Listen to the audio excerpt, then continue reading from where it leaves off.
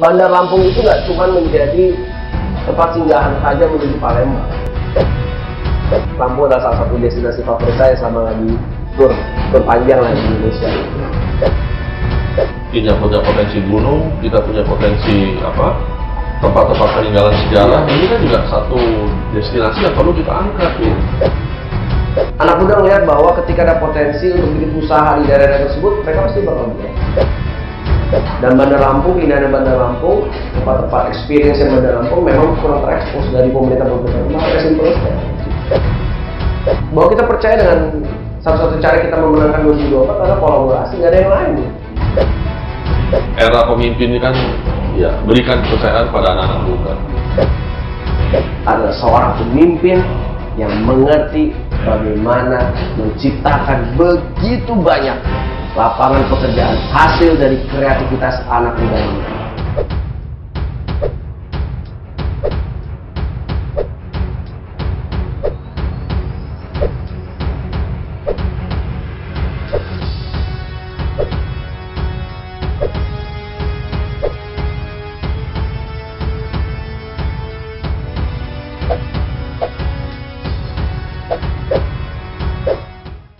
Assalamualaikum warahmatullahi wabarakatuh. Jumpa lagi bersama saya Wira Hadi Kusuma dalam program Wira Corner.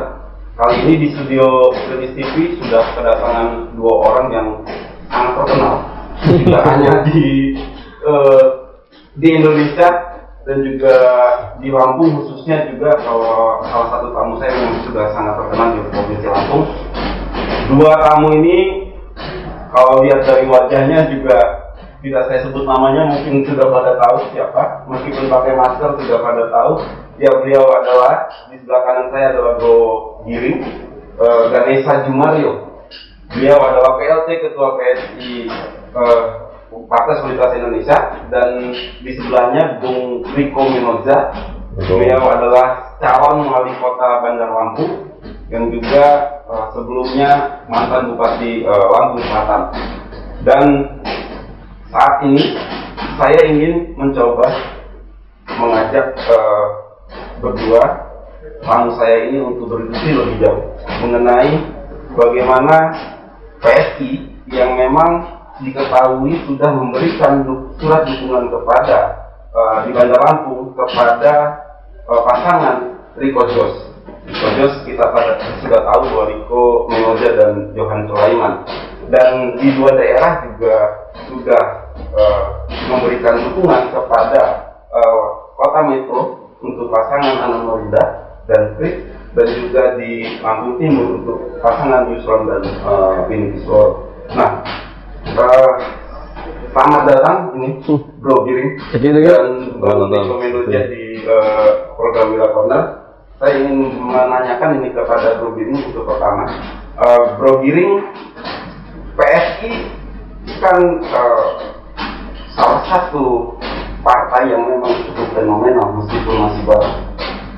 Banyak anak muda yang langsung tahu dengan PSI, termasuk saya. Kita masih muda, maksud saya, dan langsung menginterpretasikan bahwa PSI adalah partainya milenial. Nah, alasan dari PSI sendiri memberikan dukungan kepada Bang Riko Minoza dan Pak Johan Sulaiman itu apa nih, Bro? Jadi, thank you Bro Wira. Saya kalau ngomong cepat, nanti kalau lagi ngomong masak lagi ya, supaya lebih jelas ya. Di sini Bang. Ya. Dukungan kita kepada Bang Riko itu simple. Bahwa Bang Riko adalah terbukti adalah pemimpin yang kemarin memimpin menjadi Bupati Lampung Selatan. Dan juga selama diskusi bersama pengurus semua di sini, Bang Riko itu sesuai dengan kriteria Partai Solidaritas Indonesia. Yang saya suka dari Bang Riko adalah Bang Riko siap untuk berkolaborasi. Itu adalah satu hal yang sangat penting bagi kita di PSI. Ketika calon pemimpin ngomong bahwa dia mau ABCDE tapi tidak melibatkan anak muda, pasti kita nggak mau. Tapi Bang Riko dari awal sudah ngomong ke kita bahwa dia akan melibatkan anak muda. Dan bagaimana anak muda ini akan dicarikan pendanaan-pendanaan untuk UMKM. Bagaimana dia concern tentang industri duren di sini. Beliau concern tentang industri hiburan dan tourism juga di sini. Bisa dilihat bahwa Bang Riko memiliki pengetahuan dan visi mengenai bagaimana Bandar Lampung itu nggak cuma menjadi tempat singgahan saja menuju Palembang. Tapi Bandar Lampung harusnya menjadi orang berhenti dulu, beli makanan, jajan, liburan, menikmati kota, makan yang banyak, habis itu bawa oleh-oleh, baru lanjut langsung ke Sumatera, ke bagian atas sampai utara. Oleh karena itu ya, beliau ingin sekali berkolaborasi dengan kita. Dan itu yang menurut kita langsung, wah ini cocok loh. Karena kita dapat arahan dari DPW, dari DPD, dan kita juga punya teori bahwa kita harus mendukung orang baik. Dan PSI itu yang membedakan dari partai yang lain adalah, mungkin nanti Bang Riko tanya sendiri, bahwa kita tidak meminta uang mahar sampai sedikit pun. Karena kita yakin Bang Riko biar fokus, nanti begitu nanti jadi, beliau fokus kerja aja buat masyarakat, nggak usah mikirin balikin duitnya yang waktu itu mesti dia bayar ke misalnya PSI minta mahar gitu ya. Akhirnya kan dia jadi nggak fokus. Tetapi kalau misalnya sekarang kita mendukung orang-orang baik seperti Bang Riko, kita yakin bahwa Bang Riko nanti kita dukung dengan gratis, 0 mahar, lalu Bang Riko bisa fokus langsung hari pertama begitu dilantik, dia fokus untuk bekerja dengan masyarakat. Ya, itu aja.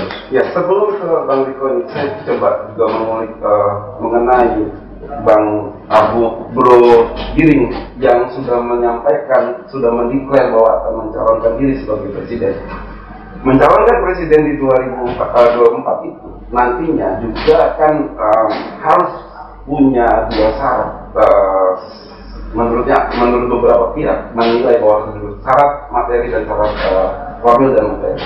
Salah satu syarat formil adalah bahwa 20% presiden threshold untuk bisa mengangkat Bro Giring ke KPS. Saya tidak ingin membahas mengenai mengapa, tapi bagaimana nantinya. Karena kalau mengapa sudah banyak di channel YouTube yang lain. Kalau bagaimana nantinya untuk sebelum mengambil PSI bisa mengambil sampai 20% itu, karena ada di posisi manajemennya PSI, partai PSI, dan kedua, Anda memandang Lampung itu seperti apa? PSI memandang Lampung seperti apa?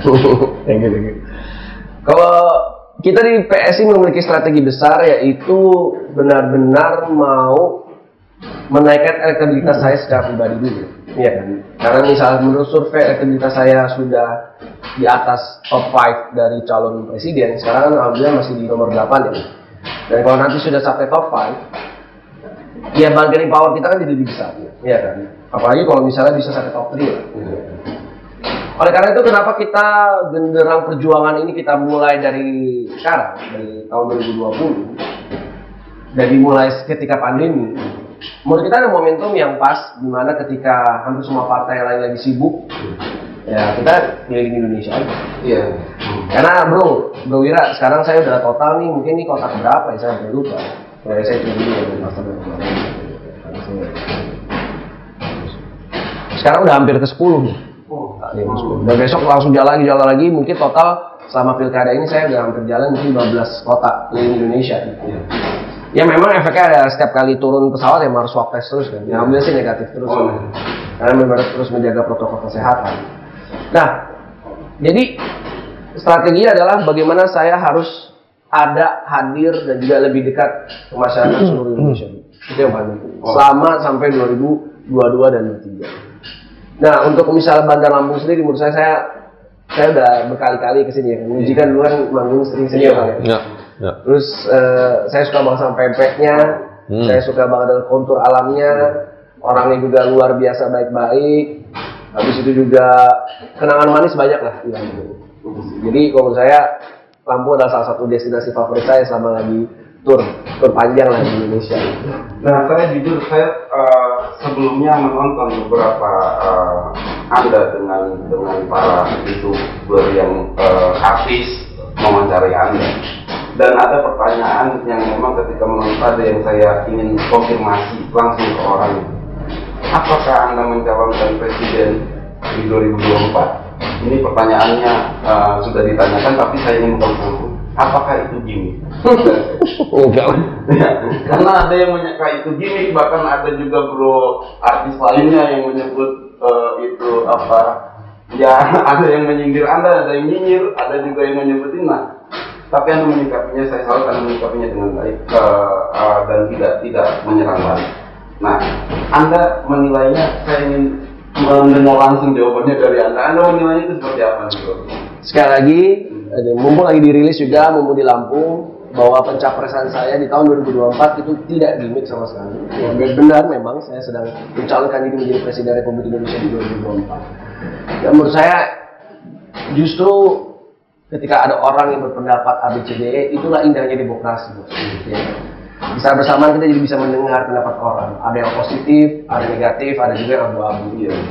Semuanya harus kita terima dengan baik. Kecuali kalau yang udah ngata-ngatain gitu, waduh biarin aja lah, biarin aja. Ya nggak bang, biarin aja lah. Cuma kalau misalnya ngasih kritikan gitu-gitu, berarti kan oh memang itu sudah membuat orang jadi tertarik. Wah ini beneran. Di saat bersamaan juga yang saya suka dari efek dari pencapresan ini, semakin banyak anak muda yang melek politik. Semakin banyak anak muda yang merasa bahwa memang tangannya Indonesia di masa depan 2024 seterusnya itu memang di tangannya, bukan di tangan siapa-siapa lagi. Karena kalau sampai nanti salah pilih, orang memilih calon pemimpin yang tidak mengerti tantangan kita sebagai anak muda, kebiasaan kita sebagai anak muda, yang paling dampaknya paling besar kena adalah kita. Simpel as that aja, Bang. Oke. Ya ini saya ke Bang Riko Mendoza. Ya. Tadi sudah disampaikan alasan kenapa PSI mendukung Abang. Saya juga tahu Abang bahwa Abang juga berkiprah kita ujuk-ujuk dari mulai organisasi di KMP di Pemuda Pancasila, lalu juga menjadi bupati. Nah, bagaimana sih Abang melihat kaum milenial kota ini? Apakah memang sudah apa yang perlu diperbaiki, apa yang memang harus difasilitasi, dan ketika Anda nantinya di wali kota, apa yang akan Anda lakukan kepada mereka, kaum milenial? Ya, terima kasih Bung Wilam. Jadi yang saya kira tadi kan sudah disampaikan oleh Bro Giring terkait apa alasan mendukung saya sebagai salah satu calon di Kota Bandar Lampung. Saya kira melihat dari wajah dan potensi yang dimiliki Bandar Lampung, yang pasti ini harus lebih unggul dari berbagai macam kota maupun kabupaten yang ada di provinsi sebagai ibu kota, pusat dari segala macam hal-hal yang bisa dijual, termasuk pusat pendidikan, kesenian, budaya, termasuk politik sudah pasti, kemudian juga pusat anak muda. Tetapi kan hari ini kita tidak melihat satu tempat anak muda ini munculkan satu ide kreativitas. Dan saya kira kan ke depan saya juga sudah banyak berdiskusi dengan mereka. Saya juga merasa masih bagian daripada anak-anak muda. Kita merasakan bagaimana ya, terutama misalnya klub-klub otomotif baik roda 2, roda 4, mereka tidak ada tempat yang selama ini ya mau nggak mau mereka sasarannya jalan raya, dan ini sangat mengganggu ketertiban umum. Nah, mudah-mudahan saya juga tidak bicara, kalau memang saya diberikan kesempatan kita undang, walaupun ini tidak harus menggunakan anggaran yang dimiliki pemerintah, investor untuk bagaimana membuat sirkuit. Karena kan banyak untuk keunggulan Lampung di gerbang Sumatera, perlintasan dari Jawa ke Sumatera, kan pasti kalau seandainya dibangun sirkuit ini kan tentu selain tempatnya anak muda berkreasi, mengembangkan hobi bakatnya, itu juga sebagai salah satu destinasi. Karena kalau bicara destinasi kan tidak hanya alam, tetapi kan sesuatu destinasi yang kita buat ini kan bisa menjadikan kembali lagi bagaimana orang belanja di Bandar Lampung sehingga menambah pendapatan daerah gitu. Kemarin saya sempat nonton Anda juga di debat dan banyak saya berdiskusi dengan teman-teman saya, banyak yang menilai Anda lebih tinggi nilainya daripada dua kandidat lain. Karena Bang Riko secara elegan menyampaikan bagaimana visi misi ke depan. Bahkan ada yang bilang kok keduanya ribut, yang satunya malah itu yang menjadi poin plusnya Bang Riko bisa menyampaikan visi misinya. Nah, tapi Bang Riko, bahwa kan tidak hanya sekedar menunjukkan kapasitas Anda di dalam, tapi di masyarakat ini seperti apa? Ya. Apa yang sudah Anda lakukan di masyarakat? Bagaimana metode kampanye Anda? Apakah masih mencoba pola-pola door to door itu? Ya. Atau membuat suatu kegiatan yang tentu mengikuti protokol kesehatan? Ya. Seperti apa ini? Ya. Yang pasti saya mendorong dalam pola kampanye yang sampai hari ini masih kita lakukan door to door. Yang pertama tentu menyapa masyarakat. Pasti dimanapun, di setiap wilayah manapun pasti kan namanya pemilih kan pasti ingin kenal dengan calon pemimpinnya. Ya, tentu itu juga hal yang utama.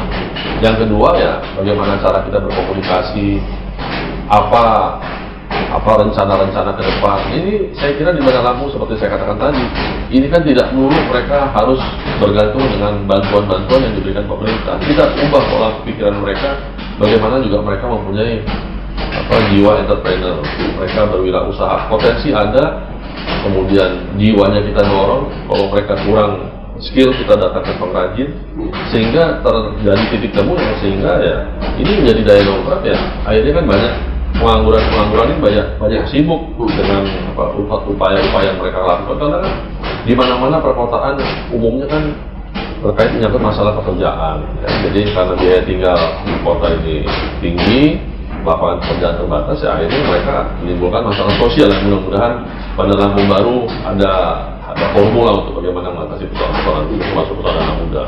Nah itu yang tagline Anda kan Bandar Lampung baru, ya, kan sudah juga banyak beberapa orang tahu apa tagline Bandar Lampung baru itu, tapi apa yang akan barunya di mana? Akan baru seperti apa? Nah itu yang juga harus, menurut saya harus dijelaskan pada publik. Baru apa ini yang akan dilakukan ini? Seperti apakah pesisir akan digarap seperti apa? Atau harus ada ruang terbuka hijau pertama? Seperti apa itu? Persis, Bung Mila. Jadi saya kira baru yang pasti kita memunculkan konsep baru dalam hal pengelolaan pemerintah. Kita tidak selalu mengedepankan top down, tetapi kita bottom up, kita kedepankan pola-pola musyawarah, bagaimana setiap daerah, kecamatan, kelurahan pasti kan kebutuhannya berbeda-beda antara satu dengan yang lainnya. Nah ini kita akan lakukan dengan pola musyawarah, bagaimana ya kita konsisten, nanti kita hadir di setiap kesempatan supaya masyarakat juga mempunyai ide, mempunyai gagasan. Kan tidak selalu pemerintah yang punya ide ini cocok untuk masyarakat, tapi bagaimana masyarakat itu kita dorong supaya mereka juga memiliki rasa bersamaan, rasa tanggung jawab. Sekecil apapun bangunan yang dibangun nanti menggunakan dana pemerintah. Yang kedua, termasuk tadi penataan kawah pesisir, kita punya potensi laut, kita punya potensi gunung, kita punya potensi tempat-tempat peninggalan sejarah. Ini kan juga satu destinasi yang perlu kita angkat. Kita contoh Semarang, mereka punya satu kawasan sejarah, ada museum. Ini kan sebagai daya tarik masuk orang, apa yang bisa dijual di satu kota. Bandar Lampung punya bekas jangkar Krakatau konon pada saat Krakatau meletus. Ini kan juga destinasi wilayah pecinan di Teluk Betung. Ini bisa kita jadikan seperti modelnya seperti Old Town lah, seperti Chinatown. Ini kan hal-hal yang saya kira bisa dilakukan yang tidak selalu hanya menggunakan anggaran pemerintah, tapi kan swasta pun akan kita libatkan. Nah, jadi saya kira hal-hal inilah yang membuat saya yakin bagaimana kita membuat tampilan wajah baru di Kota Bandar Lampung, ya termasuk upaya-upaya yang sudah baik, bagaimana program yang memang sudah menjadi hak wajibnya pemerintah, pendidikan, kesehatan, masalah bantuan-bantuan sosial yang selama ini saya kira banyak masih warga yang harusnya mendapatkan haknya tapi tidak tepat sasaran. Iya, ini kembali ke Bro Giring. Dengan pemaparan Noriko tadi, mungkin itu salah satu yang menjadikan PSI memberikan dukungan kepada Noriko. Tapi kan belum tentu kader dan simpatisan juga nantinya pilih Noriko. Nah, ada instruksi khusus wajib hukumnya dari PLT Ketua PSI bahwa wajib hukumnya bukan cuma mengangkat lagi nih, harus wajib hukumnya untuk memenangkan dari Bang Menteri Kominfo dan Pak Johan Sulaiman sendiri sebagai wali kota dan wakil wali kota. Di surat rekomendasi yang sudah nanti akan kita berikan, itu ada tulisannya bahwa semua anggota dan kader PSI wajib memenangkan Kominfo. Wah, ada bos, harus dong bos, iya kan. Dan misalnya ada yang beda pendapat, itu biasa di organisasi. Cuman saya yakin di Bandar Lampung semua PSI sih semua satu komando semua gitu. dan semua mendukung Bang Riko semua. Karena kita lihat, ya balik lagi bos, ya tadi penjelasan Bang Riko tentang mau bikin Chinatown, terus habis itu tempat daerah wisata, sejarah, Jangkar Krakatau, yang itu. Saya yakin di kandidat yang lain nggak ada yang seperti itu. Karena bagi kita anak muda simpel kok. Anak muda melihat bahwa ketika ada potensi untuk bikin usaha di daerah tersebut, mereka pasti bakal buka. Mau itu kopi kek, mau itu keripik pisang kek, mau itu di restoran, apapun pasti mereka akan kulihat celah, pasti mereka akan buka. Begitu celah-celah itu dibuat, pasti ada yang namanya trickle down efeknya adalah lapangan pekerjaan. Nanti ada mouth to feed lagi, ada begitu banyak lagi mulut yang dikasih makan. Ya. Terus habis itu kalau bisa benar-benar anak muda kan lebih suka experience gitu. Misalnya bisa bikin 10 destinasi top Bandar Lampung. Nanti Bang Riko tinggal undang lewat saya Instagram influencer. Ya. Mereka datang ke sini, foto-foto Instagram, upload di TikTok. Tanpa harus biaya promosi yang gede-gedean, undang influencer aja, baik itu lokal dan juga influencer nasional yang top-top. Saya yakin semua pasti bakal kesini terus. Ya. Karena saya tahu bahwa Indonesia itu indah banget. Dan Bandar Lampung, keindahan Bandar Lampung, tempat-tempat experience yang Bandar Lampung memang kurang terekspos dari pemerintah kemarin. Simple as that. Oke.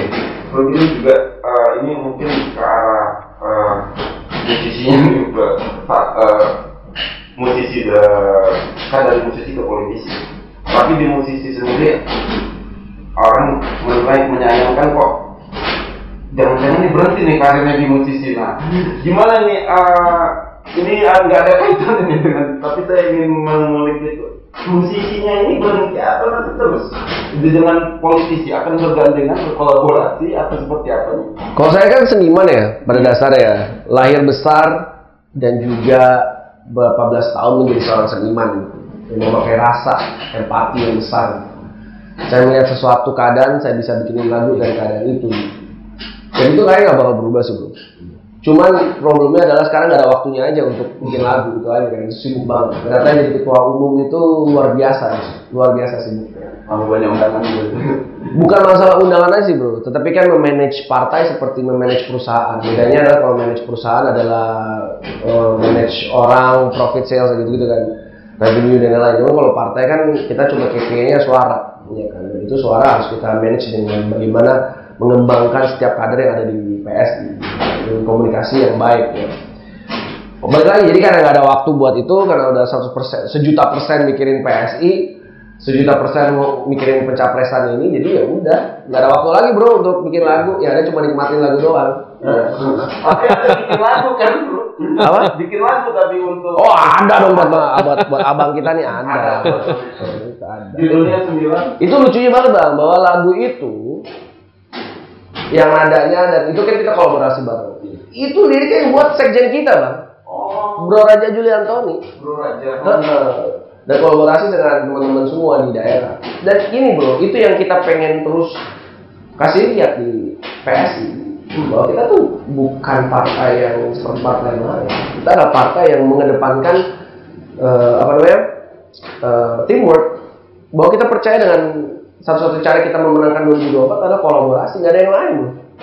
Teamwork, that's the only thing that we can do. Enggak aja sih bro. Nyanyi. Mau boleh. Terpangnya aja untuk lagu buat Bung Riko ini. Pilih yang peduli pendidikan dan juga kesehatan, gitu. Enggak gitu. Nah, gimana dengan Bang Riko dengan diberikannya lagu ini atau menjadi penyemangat spirit dan juga pasti. Ya pastilah ya. Yang pasti saya akan memanfaatkan waktu yang tersisa 1 bulan ini. Bagaimana yang tadi kata Bung Wira kan, Bandar Lampung ini kan potensi sumber daya manusia yang berasal dari kalangan anak-anak muda ini kan banyak. Jadi saya kira saya ingin juga sekaligus melibatkan kepedulian mereka terhadap calon pemimpin ke depan ya.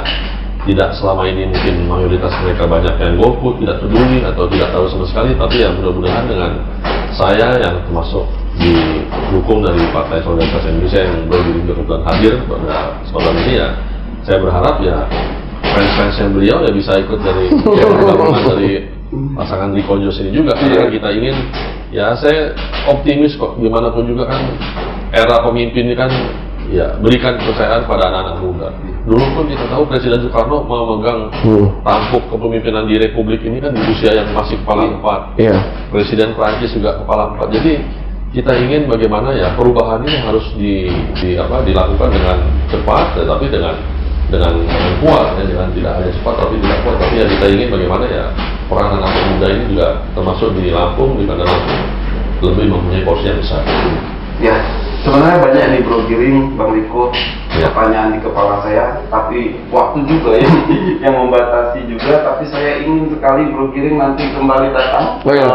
Saya udah janji sama Bro Wira kan, pokoknya begitu Pak Wali Kota dilantik, kita ada seremoni, nanti kita kesini ngasih selamat, dan saya janji kesini lagi di podcast ini, di Wira Corner, untuk lebih ngebahas lagi tentang pencapresan. Tapi memang segmen ini fokus ke Bang Riko. Iya, saya berharap nanti juga ada waktu, memang ada waktu untuk mencari mewawancari Anda yang memang Anda saya tahu meski baru, tapi elektabilitas Anda langsung melejit mengalahkan Puan Maharani dan Mahfud MD di dalam survei indeks research kan. Dan itu yang menarik bagi saya untuk coba mengeksplor diri Anda bagaimana. Dan saya yakin bukan hanya karena popularitas Anda saja, tapi juga apa yang sudah Anda lakukan di situ. Nah, karena ini saya berikan juga terakhir kali ini dari Bro Giring untuk menyampaikan atau mengamanahkan atau juga menginstruksikan bagaimana kepada simpatisan dan juga kader PSI untuk mendukung Bang Riko ini. In closing statement. Oke. Bismillahirrahmanirrahim. Buat bro dan sis semua, anak-anak muda Bandar Lampung, selama ini kita selalu mengidam-idamkan perbaikan, ya kan? Kita tahu bahwa memang kotanya sudah membaik, tetapi saya yakin bisa lebih baik lagi. Oleh karena itu kita butuh pemimpin yang mengerti tantangan-tantangan kita anak muda.